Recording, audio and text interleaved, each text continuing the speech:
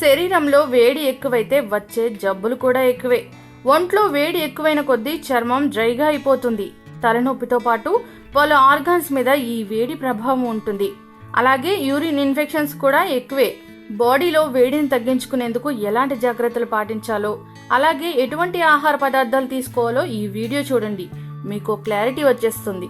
శరీరంలోని వేడిని తగ్గించడంలో మంచినీరు ముఖ్యమైనది.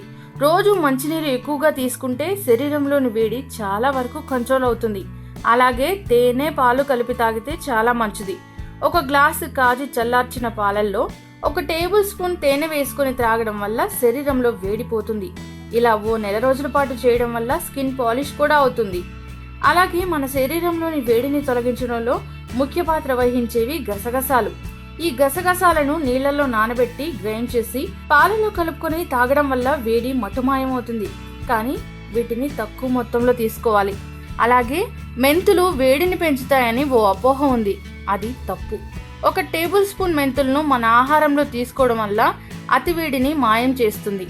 ఇంకెందుకు ఆలస్యం, వంటింట్లో దొరికే ఈ చిన్న చిన్న పదార్థాలతో ఓవర్ హీట్ని తగ్గించుకొని హ్యాపీగా ఉండండి. For more details please subscribe news mark.